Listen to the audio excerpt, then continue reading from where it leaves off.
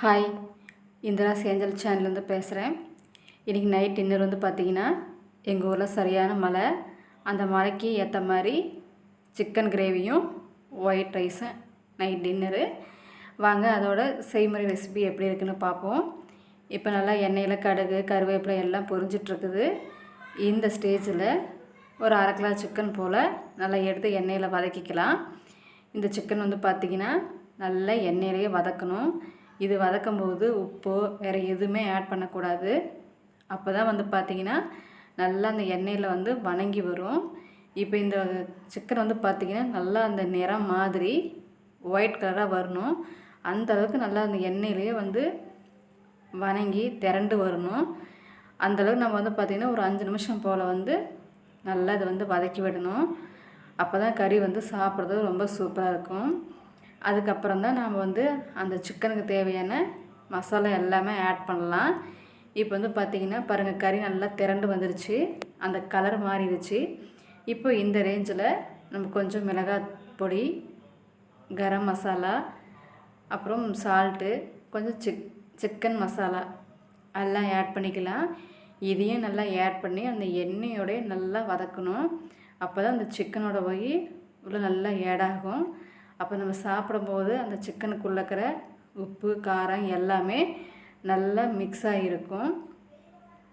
இதையும் வந்து நல்லா நம்ம வந்து பார்த்திங்கன்னா ஒரு 2-3 நிமிஷம் நல்லா அந்த எண்ணெயிலேயே நம்ம வந்து அதை வந்து வதக்கி விடணும். இப்போ பாருங்கள், நல்லா வணங்கிட்டு இருக்குது. அப்போ தான் அந்த கறிக்குள்ளே போய் அது நல்லா ஆகும். அப்போ வந்து நம்ம வந்து என்னென்னா அடுப்பு வந்து ரொம்ப ஹை ஸ்பீடில் வைக்க தேவையில்லை, மீடியம் ஃப்ளேமில் வச்சா போதும். நல்லா வணங்கிட்டு இருக்குது. இந்த ரேஞ்சில் நம்ம கொஞ்சம் சின்ன வெங்காயம், பூண்டு, ஒரு துண்டு இஞ்சி, அப்புறம் 4 பல் தேங்காய் நான் இதான் ஆட் பண்ணுவேன். வேறு இது கூட வந்து நான் எதுவுமே ஆட் பண்ணுறதில்ல. இது செஞ்சு பாருங்கள், ரொம்ப சூப்பராக இருக்கும். நான் அதிகமாக பார்த்திங்கன்னா சின்ன வெங்காயம் மட்டும்தான் ஆட் பண்ணியிருப்பேன். பூண்டு சும்மா ஒரு 2-3 பூண்டு ஒரு டேஸ்ட்டுக்காக தான். அப்புறம் நம்ம தேங்காய் அதுதான் நல்லா இருக்கும், ஒரு பேஸ்ட்டு பதத்தில் அரைச்சி அப்படின்னு ஆட் பண்ணிக்குவேன். இது பார்த்திங்கன்னா இதுவும் அது கூட நல்லா சேர்ந்து வணங்கி வருது. இது வணங்கினதுக்கப்புறம் நாம் இந்த சிக்கனுக்கு தேவையான தண்ணி ஊற்றிக்கலாம்.